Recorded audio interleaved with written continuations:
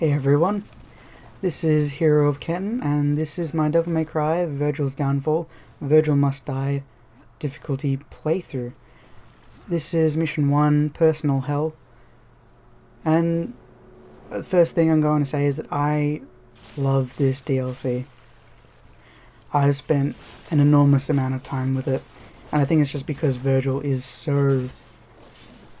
I don't know, the first time you play, you're going to hate Vergil because he's not going to do what you want him to do at all. You'll feel like he doesn't have any attacks, and that's because he really doesn't have any attacks. When I started on Nephilim, he just couldn't do anything. The only charge attack he had was his Judgment Cut, and that didn't even do the big one. And he didn't have any aerial combos, he didn't have the stomp, he didn't have the aerial flush, he didn't have anything. Once you've played through Nephilim and Son of Sparta, and a little bit into Vergil Must Die, you will probably have a fully upgraded Vergil though, and he is just enormously fun to play with, I find. It makes me sad actually that this is only 6 missions of DLC and that we're probably not going to be getting any more, because he feels so much more thought out than Dante. It's unbelievable. Now this first wave, the reason I'm not talking about this first wave is because it's very, very simple. The only thing you even remotely have to worry about is the elite Stygians. They have that little attack where they throw their sword into the ground and little crack runs towards you and the fire comes up, and if you get hit by that, it'll do a little damage and it'll stun you and knock you out of your combo. But now we're just going to be moving on to, I think, the first encounter with the Wisp. I'm going to have a little drink and I will see you in a second. You'll enter this room. This will be your first introduction to the Wisp enemy. They can be an absolute nuisance at times, but a complete piss walk on others. And you'll kill the first one, 3 lesser Stygians and a Hell Knight will appear. And you'll want to kill the Hell Knight first, because found out after multiple playthroughs, the first enemy you kill in this game will force the other Wisp to spawn. So it doesn't matter if you kill the Hell Knight or if you kill the any Stygian, another Wisp appears just like that.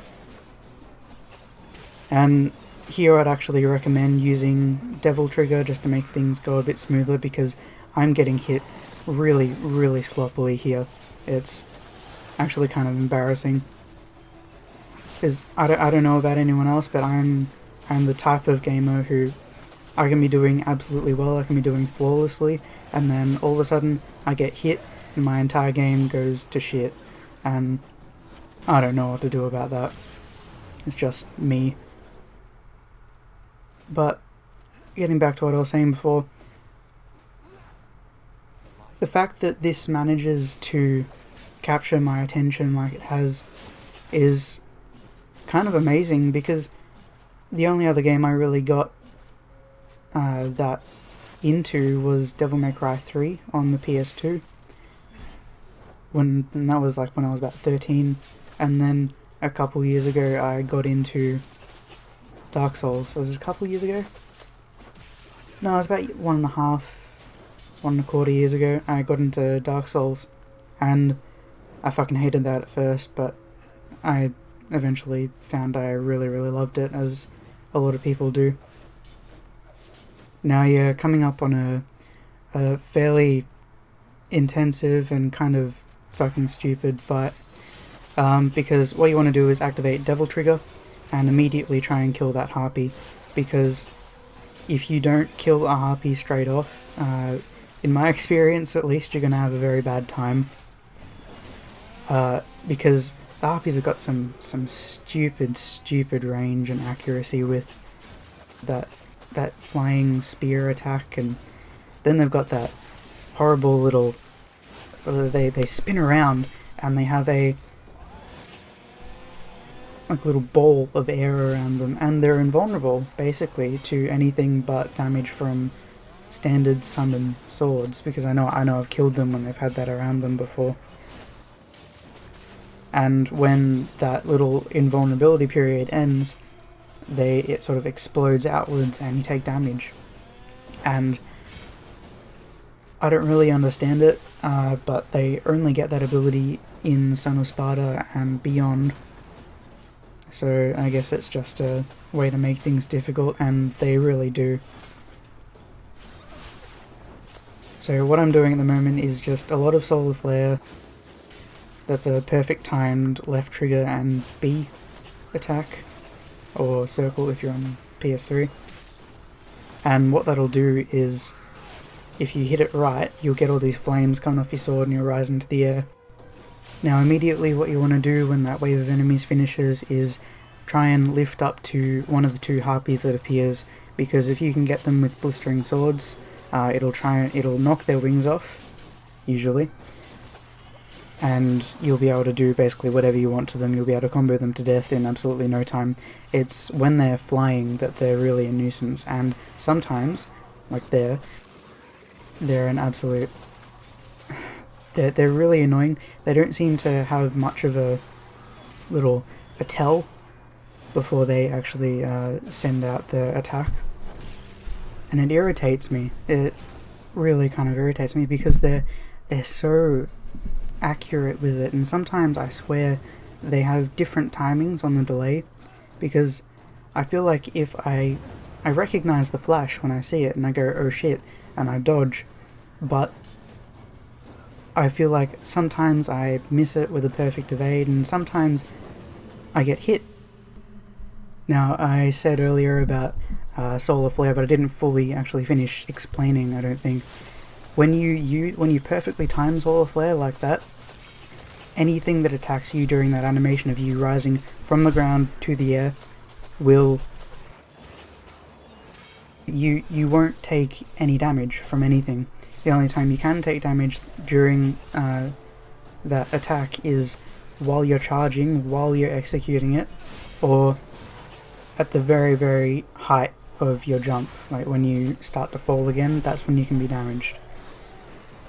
What you want to do when you come into this fight, as you might have seen, you'll just want to immediately activate Summon Swords, Spiral Swords, and you'll be able to take care of the single rage and the rage pups with these. Wisps, with two of them, they can be kind of annoying, and the elite Stygians can be a bit of a pain too if they feel like spamming that little attack where they slam the weapon into the ground and the fire runs towards you through the cracks in the ground. If only because they knock you out of your combo, and they can do it through other enemies, so they can be behind like a tyrant and a butcher, and they can do their attack and you won't know what's coming, but it'll still hit you. So what you want to do here is try and use the camera to pacify them a little bit. So what I mean by pacify is, if you can move the camera, and the camera is very stubborn in this game, you can move it so that only one of the enemies is on screen, and while the other enemy isn't on screen, they won't attack you, or they'll be very, very non-aggressive. They'll just try to get back on screen again, but they'll do it quite slowly. This is the very last wave, and I am getting hit. I am being turned into this game's bitch at the moment. It is... I don't know what it is about 2 rages and 2 wisps, but everything has too much HP for the number they're presented. The rages have some incredible tracking on all of their attacks. This was true in the main game, and it is still true here, but thankfully there are no elemental rages and they piss me the hell off. I am really close to dying at the moment, so we'll see how that goes.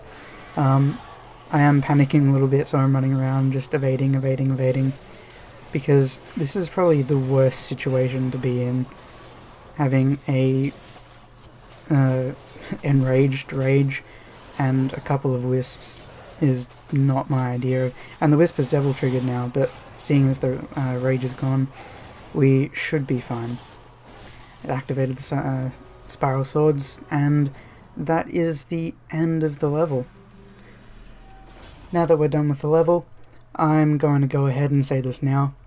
If you haven't bought this DLC, if you enjoyed the game and you like the sound of no more elemental enemies, and you should because that was a fucking terrible decision, I recommend you buy this.